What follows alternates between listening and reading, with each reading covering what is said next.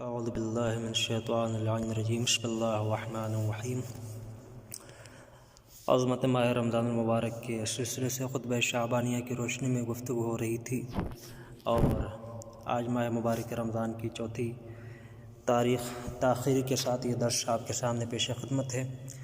کل تک یہ گفتگو خطبہ شعبانیہ کی روشنی میں یہ عرض کیا گیا کہ روزہ صرف بھوک اور پیاس کا نام نہیں ہے، اور انسان کو صرف پیٹ کا روزہ نہیں رکھنا چاہیے بلکہ اس کا پورا وجود روزے دار ہونا چاہیے، تب جا کر وہ مقصد حاصل ہوتا ہے جس کے لیے روزہ فرض کیا گیا ہے، جس کے بارے میں خود قرآن فرماتا ہے کہ یا ایھا الذین آمنوا کتب علیکم الصیام کما کتب علی الذین من قبلکم لعلکم تتقون۔ سورہ بقرہ کی آیت نمبر 183 میں اللہ نے فرمایا کہ تم پر روزے اس لیے فرض کیے گئے ہیں تاکہ ان کے ذریعے تم تقوی حاصل کر سکو۔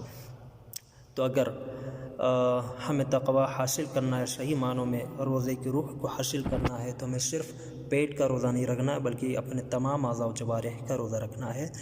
آئیے خطبہ شعبانیہ کے سلسلے سے جو گفتگو جاری ہے اسی کی خطبے کو تھوڑا سا آگے بڑھاتے ہوئے پیغمبر کریم صلی اللہ علیہ وآلہ وسلم ارشاد فرماتے ہیں وَتُوبُوا إِلَى اللَّهِ مِن ذُنُوبِكُمْ وَارْفَعُوا إِلَيْهِ أَيْدِيَكُمْ بِالدُّعَاءِ فِي أَوْقَاتِ صَلَوَاتِكُمْ فَإِنَّهَا أَفْضَلُ السَّاعَاتِ۔ خدا کی بارگاہ میں اپنے گناہوں کے لیے توبہ کرو، نماز کے وقت اپنے ہاتھوں کو دعا کے لیے بلند کرو کیونکہ یہ دعا کے لیے بہترین وقت ہے۔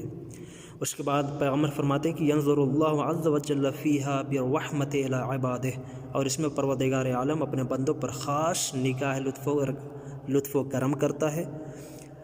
یجیبہم اذا ناجوہ، اور جب وہ فریاد کرتے ہیں تو اس کا جواب دیتا ہے۔ وَيُلَبِّيهِمْ إِذَا نَادَوْهُ، اور ان کی پکار پر لبیک کہتا ہے۔ وَيَسْتَجِيبُ لَهُمْ إِذَا دَعَوْهُ، اور ان کی دعائیں مستجاب کرتا ہے۔ پیغمبر کریم کا یہ خطبہ شعبانیہ کے تھوڑے سے حصے کو پیش کیا ہے میں نے آپ کے سامنے۔ اس کے ضمن میں آپ کے سامنے دو تین چیزیں۔ سب سے پہلے اس ٹکڑے میں پیغمبر نے فرمایا توبوا الی اللہ من ذنوبکم، کہ تم اپنے گناہوں کے لیے توبہ کرو۔ تو اس جملے پہ ذرا سی تشریح ہو جائے کہ گناہوں کی توبہ کیا۔ پیغمبر نے خصال خطبہ شعبانیہ کے آغاز میں ہی ماہ رمضان کے لیے ماہ مغفرت کا لفظ استعمال کیا تھا۔ اس مہینے میں خدا نے اپنی آغوش مغفرت کو اپنے بندے کے لیے پھیلا دیا ہے اور باب توبہ کو کھول دیا ہے، اور منتظر ہے کہ اس کا بندہ کب اس کی جانب لوٹتا ہے۔ توبہ کے حوالے سے اب آپ کے سامنے چند نکات پیش کر دوں۔ نمبر 1، پہلا نقطہ یہ ہے کہ انسان کی کوشش یہی ہونا چاہیے کہ گناہ نہ کرے۔ سب سے پہلی کوشش یہ ہونا چاہیے۔ گناہ کے سلسلے سے پیغمبر نے فرمایا خطبہ شعبانیہ توبوا الی اللہ، اللہ کی طرف توبہ کرو۔ تو توبہ کے عنوان سے پہلا نقطہ یہ ہے کہ انسان کی کوشش یہ ہونا چاہیے کہ گناہ نہ کرے، لیکن اگر گناہ سرزد ہو جائے تو مایوسی کا شکار نہیں ہونا چاہیے، کیونکہ مایوسی خود ایک ظلم ہے۔ دوسرا نقطہ یہ ہے کہ کسی بھی گناہ کو ہلکا اور چھوٹا نہیں سمجھنا چاہیے۔ ہاں، یہ بات ضرور یاد رکھیں، انسان کبھی کبھار سوچتا ہے کہ یہ گناہ بہت چھوٹا ہے، وہ چیز یقیناً چھوٹی نہیں ہوتی جس سے اللہ ناراض ہو جائے۔ تو دھیان رکھیں، کسی بھی گناہ کو چھوٹا نہیں سمجھیں، کیونکہ خدا عظیم و برتر کی نافرمانی کوئی چھوٹا اور معمولی کام نہیں ہے۔ گناہ کو چھوٹا سمجھنا خود ایک بڑا گناہ ہے۔ نمبر 3، تیسرا نقطہ یہ ہے کہ جس طرح نافرمانی کو گناہ سمجھنا ضروری ہے، اسی طرح توبے کو واجب جاننا بھی ضروری ہے، کیونکہ گناہ ایک بیماری ہے جو انسان کی روح کو بیمار کرتی ہے، اور اس کی دوا اور علاج توبہ ہے جو اسے شفا بخشتی ہے۔ امام جعفر صادق علیہ السلام کی حدیث کے مطابق جب انسان گناہ کرتا ہے تو اس کے دل پر ایک سیاہ دھبا پڑ جاتا ہے۔ گناہ جتنے زیادہ ہوتے جاتے ہیں وہ سیاہی اتنی پھیلتی جاتی ہے، یہاں تک کہ جب پورا دل سیاہ اور کالا ہو جاتا ہے اور تاریکی اس کے پورے وجود پر چھا جاتی ہے، تو اس سیاہی کو بس ایک ہی چیز کے ذریعے دھویا جا سکتا ہے، اور وہ ہے آب توبہ۔ یہ حدیث الکافی جلد 3 صفحہ 373 حدیث نمبر 13 میں موجود ہے۔ اور گناہ کے عنوان سے چوتھا نقطہ آپ کے سامنے، توبہ کے عنوان سے آپ کے سامنے چوتھا نقطہ عرض کر دیں کہ ہماری خلقت کا مقصد لقاء الہی ہے، یعنی خدا کے صفات سے متصف ہونا ہے، یعنی خدا کے قریب ہونا ہے، جس کا ذریعہ بندگی ہے۔ بندگی اور عبادت کے ذریعے ہی انسان خدا کے قریب ہو سکتا ہے، اسی لیے ہم ہر عبادت میں کہتے ہیں قربتاً الی اللہ، لیکن گناہ انسان کو خدا سے دور کر دیتا ہے، اور گناہوں کے نتیجے میں بندگی کا جذبہ اس کے اندر کم ہو جاتا ہے۔ لہذا انسان کے لیے ضروری ہے کہ وہ توبہ کرے تاکہ وہ اللہ کی طرف پلٹ سکے۔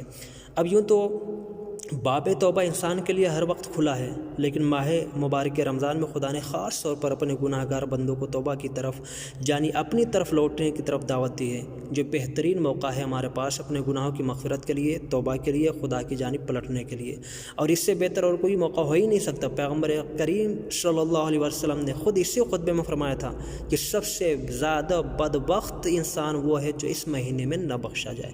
لہٰذا عزیزان محترم، یہ بہترین موقع ہے ہم اپنے گناہوں کی مغفرت کریں۔ توبوا الی اللہ، پیغمبر نے فرمایا توبوا الی اللہ، اللہ کی طرف توبہ کرو۔ اور قرآن مجید بھی کہتا ہے، کیا کہتا ہے قرآن مجید؟ والذین اذا فعلوا فاحشۃ او ظلموا انفسهم ذکروا اللہ فاستغفروا لذنوبهم ومن یغفر الذنوب الا اللہ۔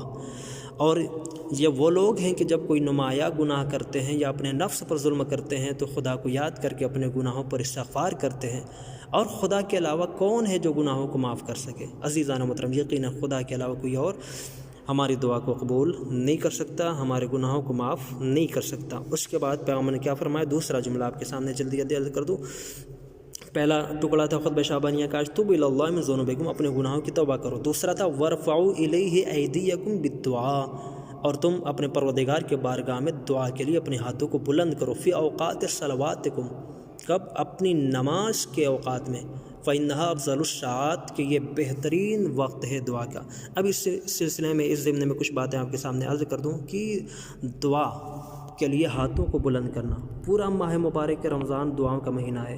ہر دن کی الگ دعا ہے، ہر نماز کے بعد پڑھی جانے والی دعائیں ہیں، رات میں پڑھی جانے والی دعائیں الگ ہیں، اور بہت ساری دعائیں ہیں جیسے دعا افتتاح، سحری کے وقت پڑھی جانے والی دعائیں، جیسے اور دعائے ابو حمزہ شمالی، شبہ قدر میں پڑھی جانے والی دعائیں جیسے دعائے جوشن کبیر۔ مختصر یہ ہے کہ اگر غور کیا جائے تو انسان پورا ماہ رمضان دعاؤں کے سائے میں بسر کر سکتا ہے، یعنی پورے ماہ مبارک رمضان میں صبح سے شام تک کی اتنی ساری دعائیں کہ اگر انسان چاہے تو صرف دعا میں ڈوبا رہ سکتا ہے، خداوند عالم کی بارگاہ میں اپنے ہاتھوں کو اٹھائے رہ سکتا ہے۔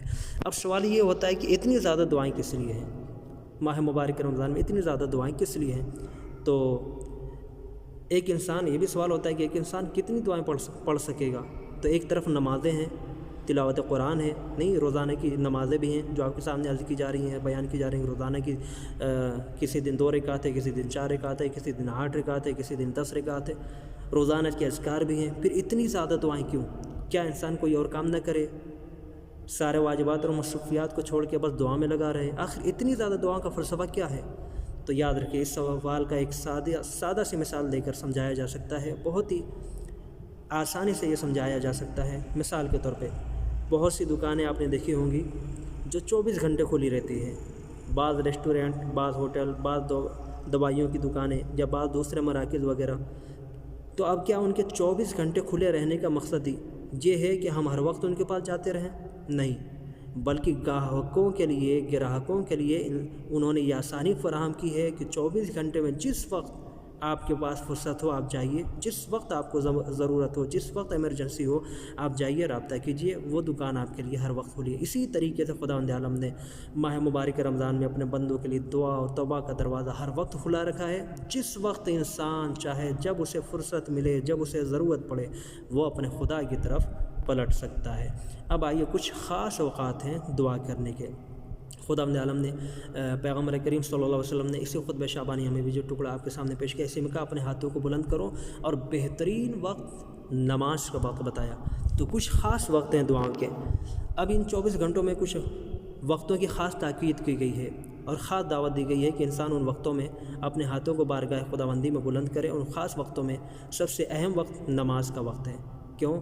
کیونکہ اس وقت انسان ویسے بھی خدا کے سامنے ہوتا ہے اور اس کا رخ خدا کی طرف ہوتا ہے، وہ خدا کی قربت حاصل کرنے کی نیت سے حاضر ہوتا ہے، دنیا سے اپنا رابطہ پہلے سے ہی توڑ کر خدا سے رابطہ جوڑ چکا ہوتا ہے، اس کا دل اور دماغ خدا کی طرف مائل ہوتا ہے، وہ اس دنیاوی چیزوں سے ماورا روحانی ماحول میں ہوتا ہے۔ اب جب وہ اس وقت میں دعا کرے گا تو یقیناً دعا باب اجابت سے ٹکرائے گی اور خدا اس پر اپنی خاص عنایت کرے گا۔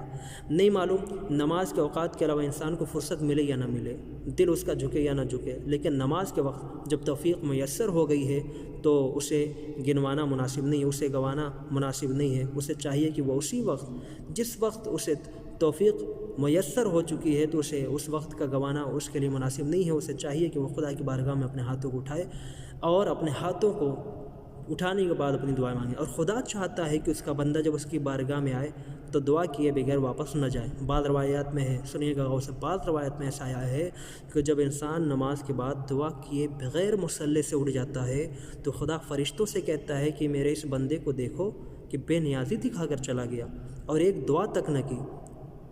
دیکھیے کتنی عجیب سی روایت ہے، خدا فرشتوں سے کہتا ہے دیکھو اس بندے کو بے نیازی دکھا کر چلا گیا، ایک دعا تک نہ کی۔ یا بعض تعبیروں میں ہے کہ جو شخص نماز کے بعد دعا نہیں کرتا قیامت کے دن اسے اس کی نماز لوٹا دی جائے گی۔ اللہ اکبر۔ تو عزیزان محترم، دعا کے لیے خاص وقت ہے۔ ماہ مبارک رمضان کی ہر نماز کے بعد پڑھی جانے والی جو دعا ہے اس دعا کے اندر آپ غور کر رہے ہیں کہ کتنی عظیم دعا، یا علی و یا عظیم یا غفور و یا رحیم، آپ اسے دیکھیں تو یہ ایک رمضان المبارک کا شناخت نامہ ہے۔ اس میں اس مبارک مہینے کا تعارف پیش کیا گیا ہے۔ دعا کی ابتدا جن الفاظ سے ہو رہی ہے وہ ہمیں سکھاتی ہے کہ دعا کا ادب یہ ہے کہ جب ہم خدا کی بارگاہ میں جائیں تو پہلے اس کی عظمت و بلندی کا اظہار اور اپنی عاجزی اور ناتوانی کا اقرار کریں۔ اس کے بعد ہم کیا کہتے ہیں، یا علی و یا عظیم یا غفور الرحیم انت رب العظیم الذی لیس کمثلہ شیء وہو السمیع البصیر۔ کیا مطلب؟ اس کا مطلب یہ ہے کہ خدا ہماری دعائیں سنتا ہے، وہ ہمیں دیکھ بھی رہا ہے، اس لیے ہمیں جو بھی کرنا ہے اس یقین کے ساتھ کہ خدا دیکھنے والا ہے۔ جب خدا دیکھنے والا اور سننے والا ہے تو باقی کسی کو دکھانے اور سنانے کی ضرورت ہی نہیں ہے۔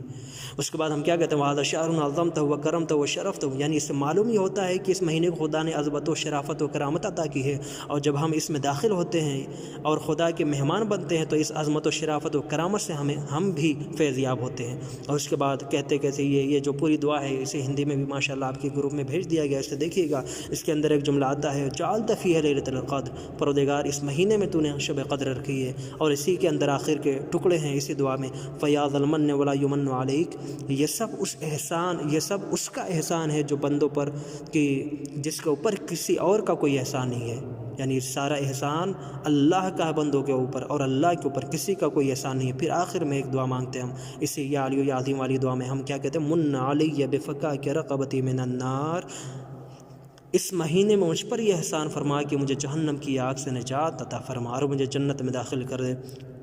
ان مفاہیم کی طرف انسان توجہ کرے تو دعا کا لطف ہی کچھ اور ہوگا۔ پروردگار اس مبارک مہینے میں اور ان مبارک لمحات میں ہماری عبادتوں، توبہ، استغفار اور دعاؤں کو اپنی بارگاہ میں قبول فرمائے۔ السلام علیکم ورحمۃ اللہ وبرکاتہ۔